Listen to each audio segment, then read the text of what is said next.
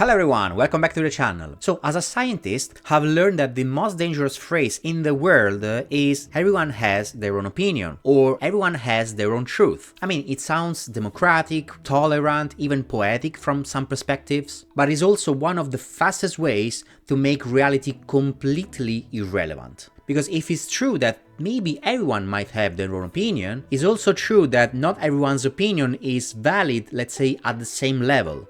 And that difference is actually everything, especially from a scientific perspective. So, let's be clear, in a free society, everyone has the right to think and believe whatever the heck they want. You can say, for example, that you like that movie, or pineapple on pizza is just shit, or also you can believe that the earth is flat and vaccines are poison, etc, etc. And that's fine, this is your right, maybe sometimes questionable, but still is your right and you have the right to believe that. But at this point we also have to make, I would say, a clear distinction between what is subjective and what is objective. So basically between the subjective sphere and the objective sphere. In the subjective sphere falls everything that is related with personal tastes or personal emotions and sensations, and of course also everything that is related to some degree with religious beliefs.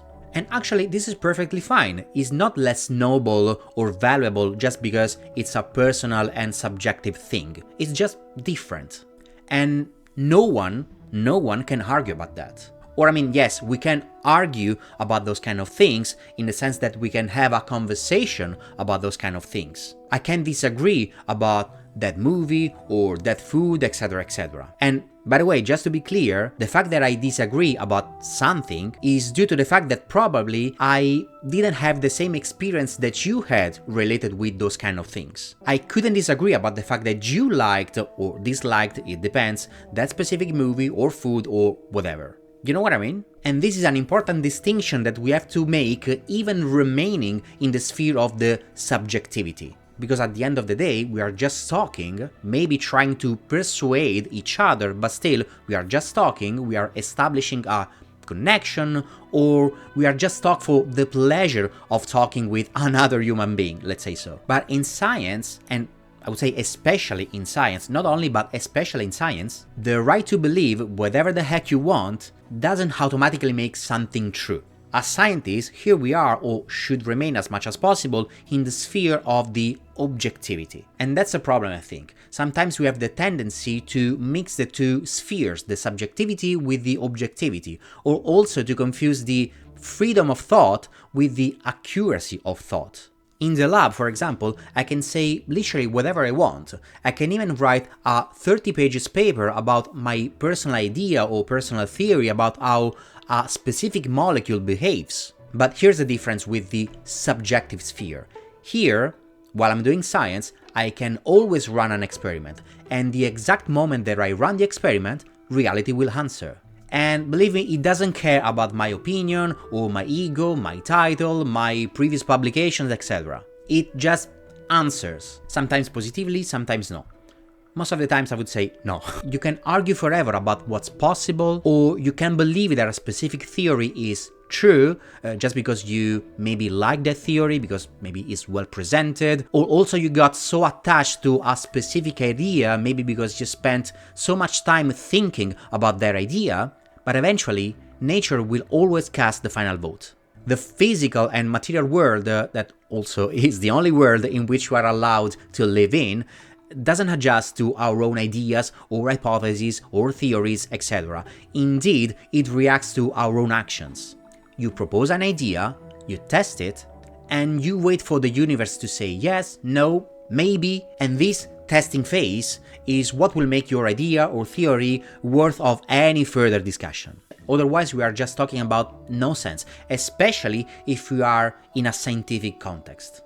And I know it's humbling, it's frustrating, it's incredibly slow, but it's also the only way, the only reliable way we found to clearly separate valid opinions from just noise. And if you think about it, even democratically speaking, this topic is very interesting actually. Science in this sense probably is the most democratic thing in the world, because anyone can test their own idea, hypothesis, etc. And you can do that even if you are not a scientist in the strict meaning of the word. you still can apply the scientific method for testing or trying to prove something.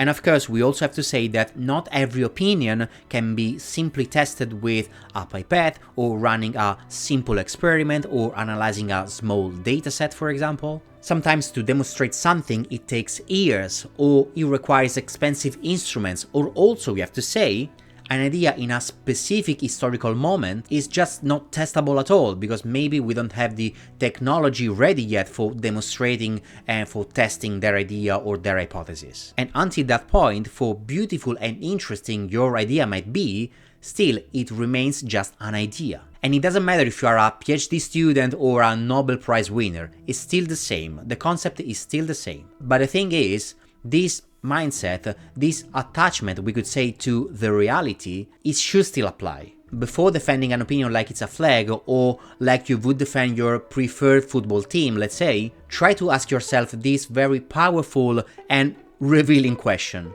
what could prove me wrong? And if the answer is just nothing because I'm right, or nothing because I believe that this idea is so true, probably that one is not even an opinion waiting to be tested anymore, but is more like a belief. And beliefs, especially when they try to replace evidence, so basically when they mix, as we said before, the subjective sphere with the objective sphere, they can be really dangerous. Because at that point, how would I know what is true or what is not? How would I know what is working or what is not?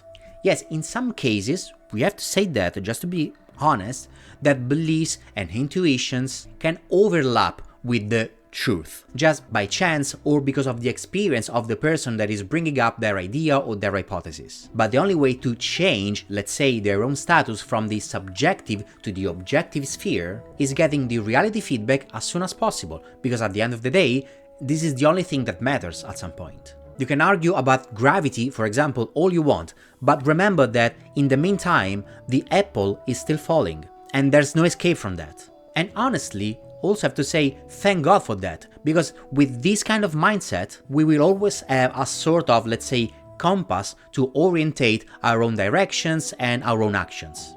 So just to wrap it up, not all opinions are valid at the same degree, at the same level, at least remaining in the objective sphere, so basically in the scientific world. Of course, all of them are legitimate, more or less, but only some survive the impact with the world.